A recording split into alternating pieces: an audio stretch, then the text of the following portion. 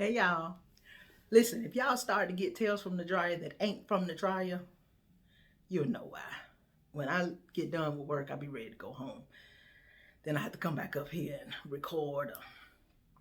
I was like, I got something to tell them, but I ain't in the salon. So just in case I have one of them days, y'all know what's going on. Hope y'all are doing well. It's been a minute. It's right after Thanksgiving. And we've, have plethoras of things to be thankful for.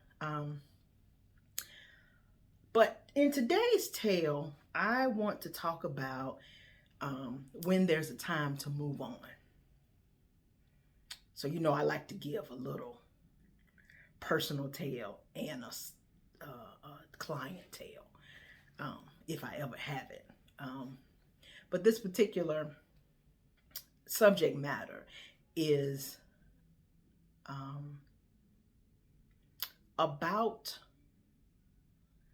understanding that there are times when things have to be broken. Relationships do have to be done. At some point, it is what it is. And that's not to say that things are not going to come back around and be back in a better place. But right now, it's time for them to stop. And most of the time, it's the best situation for both parties. And if not, definitely for you. Because that's who I'm talking to today. You. It's time to cut it out. So, this is a particular client that I've had now. Let's see, she's been married 17. So I've had her as a client for 17 years. The very first time I did her hair was for her wedding day. Like literally, legit. I styled her hair for her wedding. That's the very first time I ever met her. And she's been with me ever since. So I was able to have conversations with her as her children were growing up. And they were in, middle school, high school. And there became times when she would just come in real broken, I don't know what to do. And, blah, blah, blah. And I would just listen. And I didn't really know what to tell her because I didn't have any children then, but in me, I kept saying,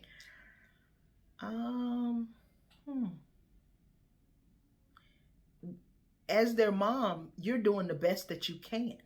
Not the moms that say they do the best they can, but literally the moms who the resources are there. If anytime they need something, you're bending over backwards to make sure they have it. They really don't want for nothing. You're getting off work early, running to sporting events or, band situations. It's the middle of the night. They got a project due tomorrow. You jump up out the bed and go to Walmart and you're really doing all that you can. And for whatever reason, because there's always some reason, some situations of toxicity that have snuck up in the situation, those look like they're better situations for the kids than you are. So this one particular time, her son, the father wasn't in his life really, kind of in and out. But, he was there enough to say, this is my dad. And he gets him and you can tell how long ago this is, he gets him a stereo system, and it was one that he could, because he wanted to be a DJ. So kind of one that he could, digital, but still had a turntable situation. This years and years and years ago. Now they just, boot this and then, I'd be like, this ain't real DJing. Y'all just turning on music. Tell me, when you really get in there, anyway, moving to the next one, y'all. She says, okay, cool, that's fine. But listen, I need you to make sure that your work is done during the week, and then you can scratch and do what you want to all weekend. I just need you to focus on your assignments. Oh, okay, cool. So for the most part, things are going pretty well. And then one day he's in there and he's, but she done got an email from the teacher saying that he ain't turned in work in a couple of days. Well, where they do that at? So she says, because she was a very mild-mannered woman too. Like, it was, hey, how you doing? And then it was, I'm about to show you how you doing. So very mild-mannered. So she said, what's the deal? What's going on? Look, and it is his response to her. Look, this is what I feel like doing right now. And my daddy bought this, so this is what I'm going to do. I can do this anytime I want to.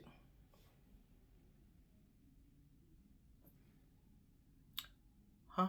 What'd you say? My daddy bought this, and I can do this anytime I want to. Okay. She leaves out. She goes outside, and she gets a sledgehammer.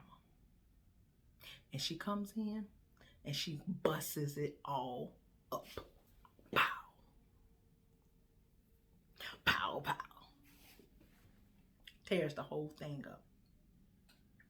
As long as you in this house, you're going to do what I say.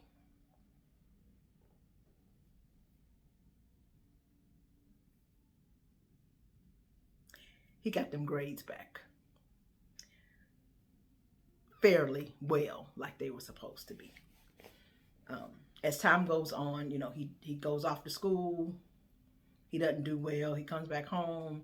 It's just a whole lot of in and outs and ups and downs. And she just was like, I just don't understand, what the issue is. What's the point? And I kept saying, at this point, these are not your children, as in kids. These are your adult children, as in you birthed these people, but these are adults. Like, at some point, people start having to make their own choices. And it can't just be these my kids, because these are not your kids.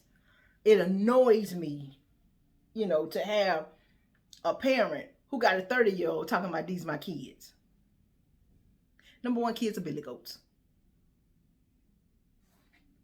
I'm just saying. Y'all remember that part. Kids are billy goats. These are your adult children. And they're making decisions as adults. And you got to let them fly as adults.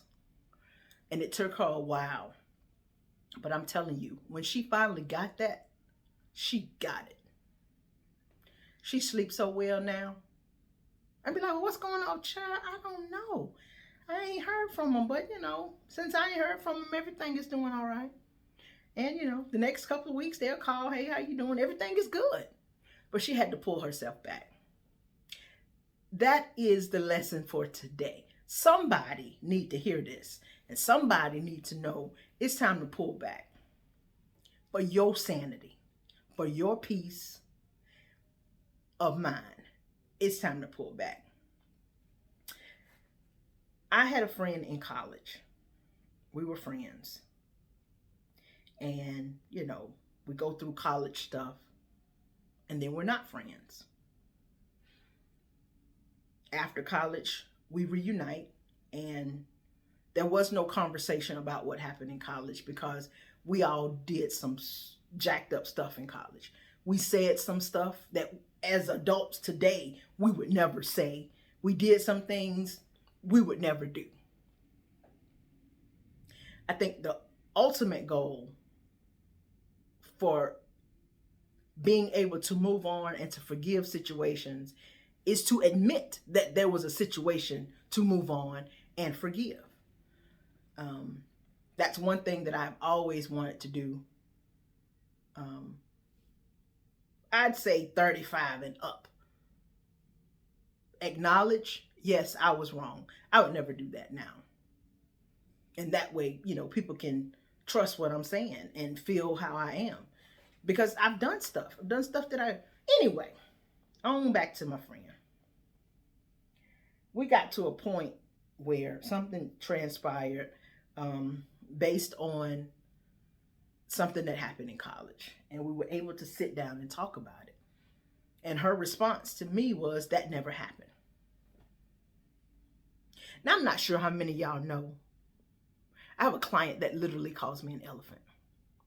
She said, your brain works so well. You can remember, which I do. I don't try to do it. But I believe that when I was little, I was real nosy. I wanted to know all the details. But that has become a part of my gift at this point. Because I'm listening for details, I hear what's not being said easily.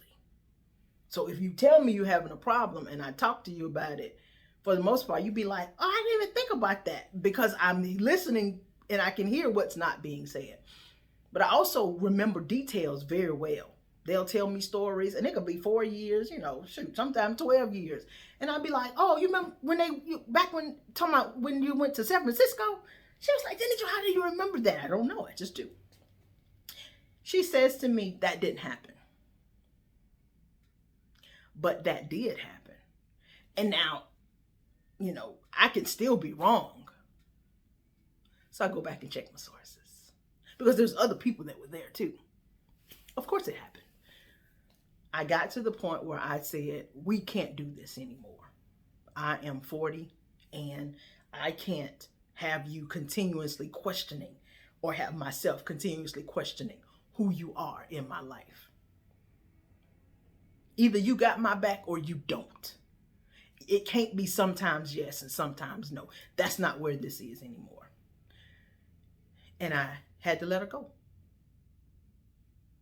Now, if I still on the street, hey, how you doing? Because I do want the best for her. I do wish her well. I wish her well with her family. I wish her well with her child. I wish her well with her job. I wish her well. I wish her the truth.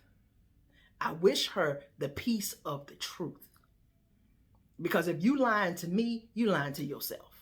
And that's the ultimate. Because looking in the mirror and telling lies to yourself is crazy. That's my definition of crazy.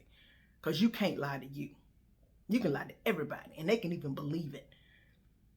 That's why people are, you would think, Robin Williams, for example, he was so happy, he was so this, he was so that. He also committed suicide. So how happy was he with his life? What I wish for her is the truth. But I had to let her go. Now, I don't believe that it did anything major to my life. I didn't see her as often. But it was something that I no longer have to take deep breaths when she comes around. Because now I got to figure out how much of the truth you're going to tell me.